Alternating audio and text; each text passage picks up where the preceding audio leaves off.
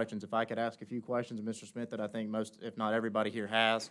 If there are other additional questions, then at that point, we could try to address those. But just for time's sake and for the efficiency's sake, if I could just ask Mr. Smith a few questions. First off, do we as a Board of Commissioners have any say-so over how you value property, whose property you value, or anything related to what you do? None whatsoever. And this year, obviously, some people saw quite an increase. The majority of folks probably in this county, myself included, saw quite an increase in their property valuations. Can you just explain to the people that are here tonight how you came to the valuations and why there was a significant jump? There's an essential formula to this that is best understood as replacement cost new less depreciation plus land value equals fair market value. The replacement cost new factor, that's pretty easy to determine between construction costs, what things are being built for. That's a pretty easy number to figure out. The land values, that's based on what people are paying for them through allocation means and otherwise. That's pretty simple to figure out most of the time as well. The difficult part of the equation is the depreciation factor, which is any loss in value from that.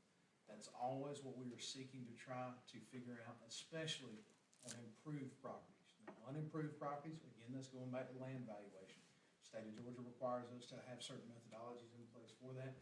We follow those methodologies when it comes to the valuation of land and the valuation of improved properties as well. Go ahead. Why in certain areas is there so many discrepancies? Why is it not, seem like it's pretty across the board? Yes.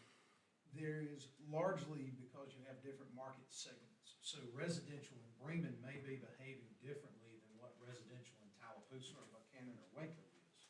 That's part of the central factors that we're looking at. We're always looking at your neighborhoods. What area are you in? Now, just because you're not in what we traditionally understand as a neighborhood, maybe you're on Highway 100. Maybe that area constitutes a neighborhood. Maybe you're on some other road, and that may constitute a neighborhood. So we're looking at all of these factors, figuring out what's happening in this area of the county and figuring out how does that apply to depreciation. And sales are largely driving those problems. Does that answer that question? Could I ask you one more question, Mr. Smith? Can you kind of tell people or explain why a lot of individuals probably saw a significant jump in property values as it relates to maybe prior years where it was a minimal increase? Yes, sir. So we're required to have property valued at its 100% level. Say a property sells for $100,000. Our office is charged with having that property valued at $100,000. In this case, to run an equation, last year when we looked at our data across the board, we found that we were actually at about $75,000 on that property that sold for $100,000. Well, when we have that extensive of a problem, it was county-wide. It wasn't in just one market. It was throughout the county. We found we were significantly undervalued overall. We have to kind of open the hood and take a look at all the various parts and figure out why is this running the way that it is. When we look at that, especially on this massive level, we're looking at central tendencies. And then we figure out what those central tendencies are, and we have to apply those in mass. And again, we're still trying to allocate for depreciation factors. And we're only dealing with a handful, well, I say a handful, a couple hundred, few hundred sales a year. Well, we're in a county that has over 17,000 parcels.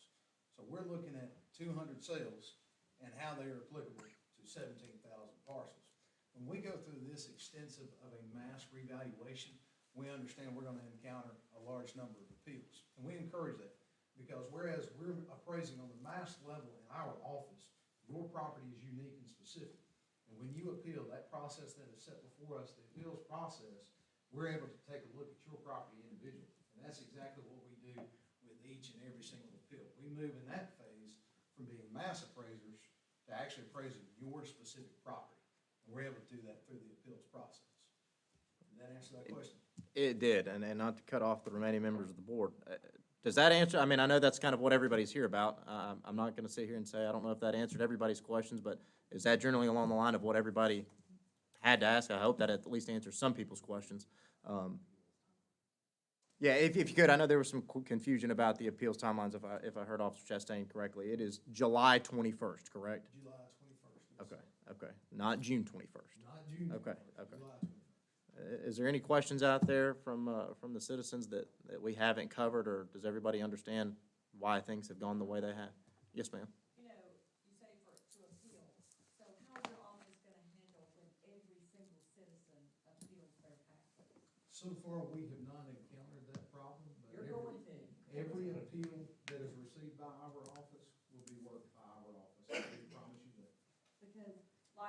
we live on Monroe Mill Road. No land has been sold, no new houses, and me and my brothers and our neighbors either doubled or tripled in value. And that just, to me, is a lot of stress on citizens for no reason. You know, I know you said you got your formula, I'm well aware of that, I work for a city. But the formula using in math wasn't looking at individual properties with no improvement or upgrade. So it's just difficult for the citizens. You know, I know senior citizens are saying, we can't pay it. What are we gonna do? There's some senior citizens that don't have a way to come and appeal. You know, so I hope that we as citizens will go help these people. It's just sad. I've lived in this county my entire life. My parents were here their entire life, and to see what's happening, you know, you talk about public safety. That's the most important part of any county, any city. You know, I've seen the drugs got off the street. We want our children to come back and live here. You know, instead of cutting, let's figure out how we can help these departments. The fire is so important. The police are so important. My parents were 87 years old. We had never called the ambulance or the 911. We were fortunate. In 2023, we had to call them. My mother couldn't breathe. One person came in a fire truck. If it hadn't been for my brothers there, they couldn't have even got her on the stretcher.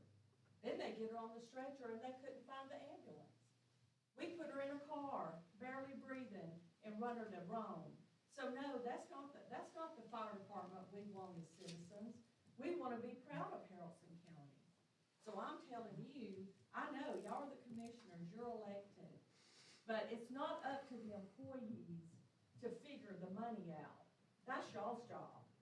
Now, it is up to the department heads to run their department appropriately and to figure out the best way and to stay within budget. We have to stay within budget. So I'm just saying, it's a lot for the citizens to open up these tax bills. And, you know, land in my area selling for $10,000 an acre, that's unheard of. I don't know where the formulas came from. I know it's from the state, but it should have been more specific. And I appreciate the chance to appeal. I hope y'all look at everybody's. I don't know how you're gonna do it, because everybody I know is gonna have to appeal to be able to afford to stay in their home. Mine was built in 1986, and it doubled. It actually went up about 260%. So that's where we are. We appreciate you listening to us. Always my honor.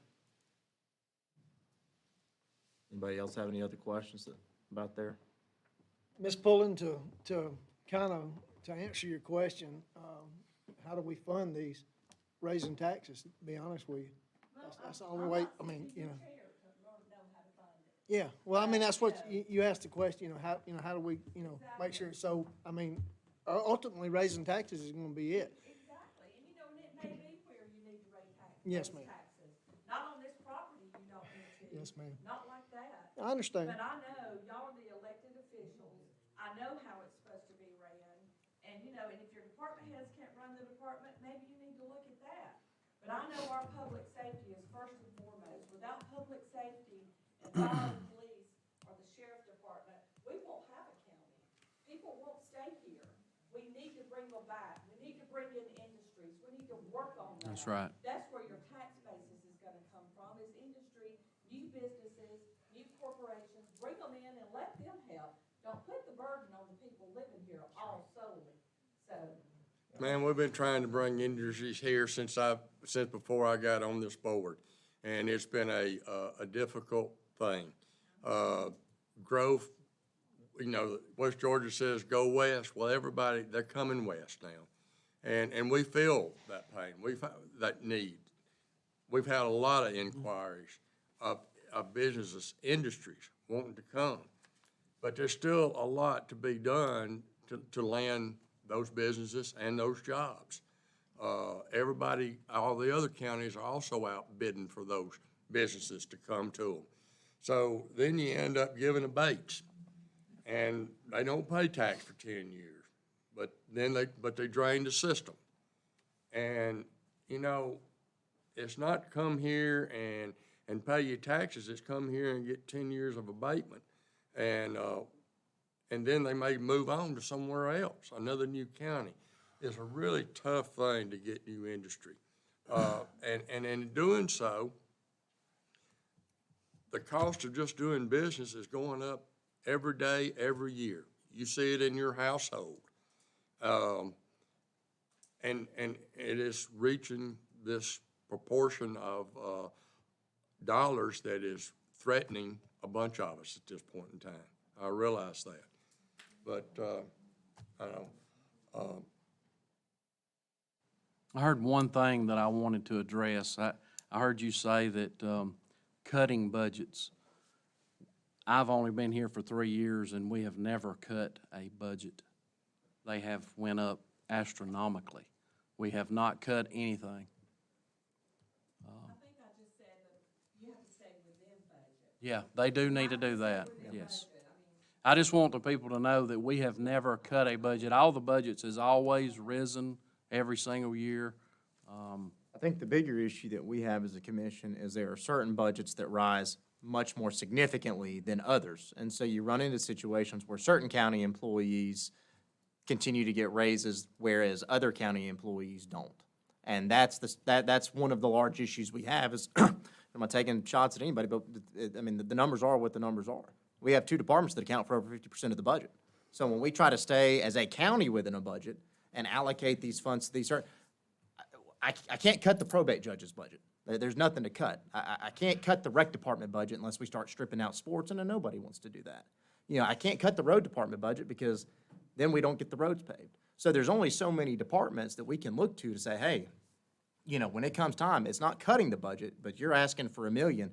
We may only have $250,000 extra that we can give you. I need you to figure out a way to make that budget $250,000, not $1 million. So when we talk about cutting, I want to be very clear. The budget's never been cut. We've never said, hey, last year you got $5 million and this year we're only going to give you $4 million. It's never been that. It's last year you had $4 million, you're asking for 4.5, maybe we can give you 4.1, and then 4.7 gets spent. And then it falls back on the taxpayer. And I'm not going to raise taxes on people. I was very clear about that when I ran, and I'm going to stick to that. I'm not going to raise people's taxes. My goal is, I know the property sheets that y'all got tell you what you're going to pay. That's based off of last year's taxes. That's, last year's millage rate.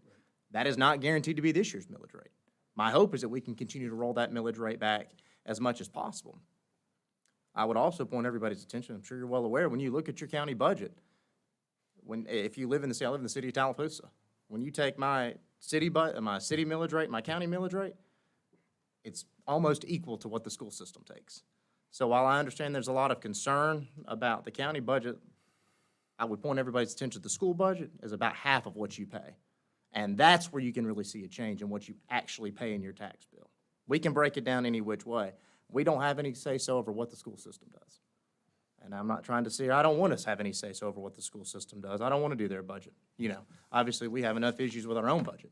But you want to see a change in your property taxes? Talk to them. That's where you're going to see a large portion of it. But it's our goal to be stewards of your money that you pay to the county. And I'm not going to raise your taxes. I don't want to raise your taxes, and I won't do it. But, you know, something does have to give when it comes to certain departments in the way that we spend money. Or else there's going to have to be, you know, we're going to have to figure out a way forward without that. Yeah. Schools here in Haralson are 67, 8, or 9% of your property taxes. Yeah, all I can say is when you look at your taxes, I think the millage rate for the school system's 14 and change. Last year, our county millage rate was 8, and I know in the city of Tallapoosa, it's 6. So, you know, you combine those two numbers, and really, if you really said, and my wife's a teacher, so I'm not taking shots at the school system. My wife's a second grade teacher. But I can tell you from experience, she's not getting the benefit of that millage rate. I can tell you that right now. Not gonna tell you where it goes. That's not my job to do that. It's not hard to figure out where a lot of money gets spent. I'm sure everybody in this room has done so. And that's not us trying to cast blame. It is our job to try to put together a county budget. But, you know, we only have so much money. And I said it when we had our budget meeting prior to this. You know, we have a road department in this county who, when I ran for office, nobody asked me, what are you gonna do to make sure we have more firefighters? What are you gonna do to make sure we have more police officers. I'm not minimizing the job that they do at all, but about every single person asks me, what are you gonna do to get my road paved? But that man running that department has not been able to increase his budget hardly anything in the 4 years that I've been in this office, going on 5. But the other 2 departments, those budgets have grown exponentially. And it's all salary lines. And I don't think it's fair to, in essence, punish certain county departments to benefit others. And I'm not saying that's exactly what's happening, but that's the most simplistic way that I can put it.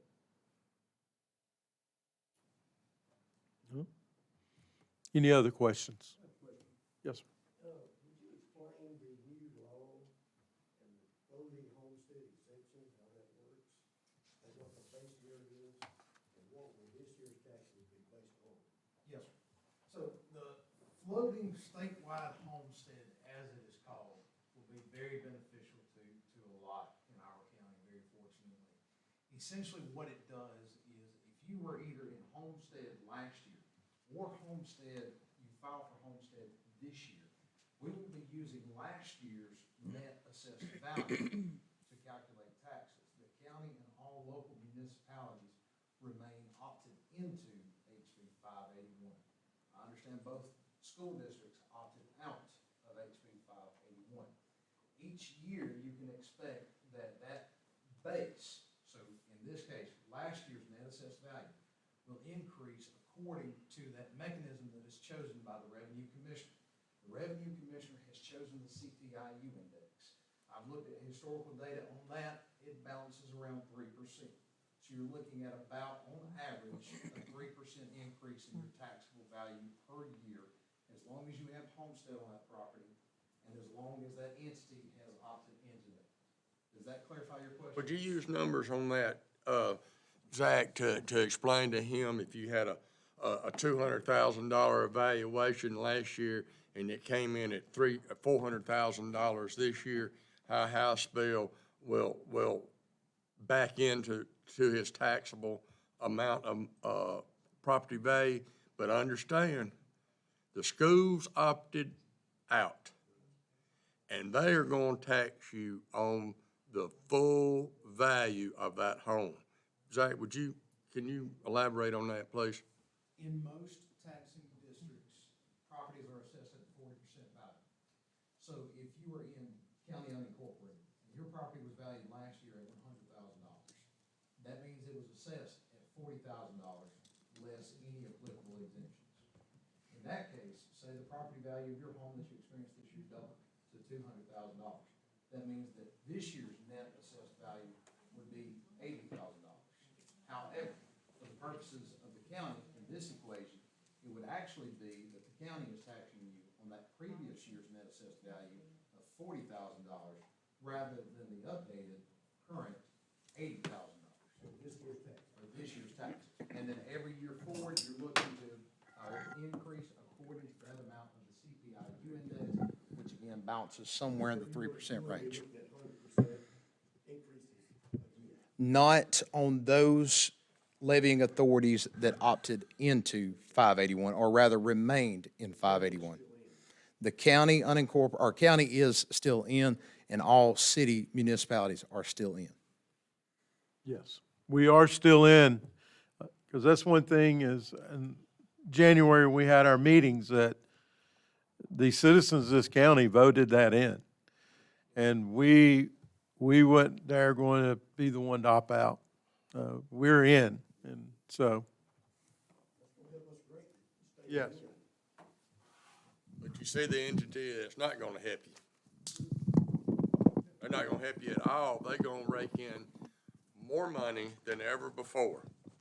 And we got 2 school systems, the Bremen City and the Haralson County system, that's sitting on millions of dollars in net revenue. And those monies have come over the years on the backs of all of you, because they won't roll their millage rate back. And they're gonna really hurt you this year because they opted out. And they're gonna tax you on that full value, less 40% on that full value, not on last year's value, like Zach explained that we will be doing. People's gonna really catch it on people under 65. Yes, sir. Oh, yeah. Oh, yes. Yes, sir.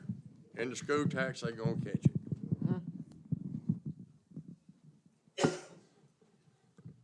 Okay. Any other questions for Zach?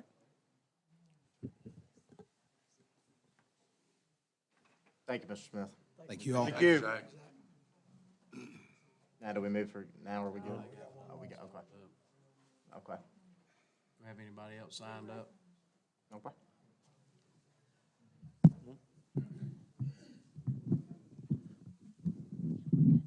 Board, my name is Lee Ray, former employee for your Haralson County Fire Department. Currently reside 876 Cherokee Lane, Buchanan, Georgia. Mr. Chairman, your very first couple of meetings here, you mentioned you loved, and it's recorded that you want us to hold you accountable. I'm holding you accountable for your board there, for you have a fireman that came up here and got 8 alive. And Danny, and your last name over there, it's not his position to figure out where the money comes. It's his position to tell you, hey, you're about to be in trouble. When that truck wrecks, kills a civilian, that's when you're going to be in a lot of trouble. He's just warning you. And the way when he first announced that his English is his second language, it took a lot for him to come up here. Y'all owe that man an apology. He still works here. He's still covering y'all and everything y'all ask. From when I was here, one-man trucks never was a problem. We hate one-man trucks. We come and do what we can to do. I was a recipient of the Life Safety Award in this very place right here 3 months ago after tearing my shoulder apart saving a woman from the river. But now we're getting 8 alive. I don't work at the fire department no more, but I live in this county. I want somebody showing up when I call 911. And y'all bickering to a civilian is unacceptable. It needs to be changed and fixed. Wherever you want to find the money, you find it. Just like Mr. Tarpley said before I left the house. That is your job, not his, not mine. We're doing our due diligence and paying our money. And I'm not throwing anything on the fire department other than y'all have been working with a one-man crew. They're doing, if you do outside studies, they're doing 4 men with 1 man. They're doing all the job a 4-man do at 1 man. And the employees that the Haralson County Fire Department offer, I tell you right now from firsthand experience, Paulding, Carroll, even Cobb, they come and get us. They come and want us. We're that educated in what we do. We're not just a pole dunk, whatever. Rope rescue, high angle rescue, car extrication. My baby's trapped in a window. I had 2 of them. Training. So when you suggest somebody's out of zone, they are training to better themselves when you call 911. It's a stupid reality that you think that fire truck has got to be in station to cover a zone. Because what you hire the head of departments to do and the officers to do, they make sure that that zone is covered. That zone is not uncovered as you might think. So you need to educate yourself before you blast somebody. Can I ask how we blasted him? So can we? I mean, specifically, I mean, you're You up asked here a civilian, how would he get the money? because How's he, do it? No, I'm not even going that road. That Okay. is your responsibility. fine. Thank you for your comment.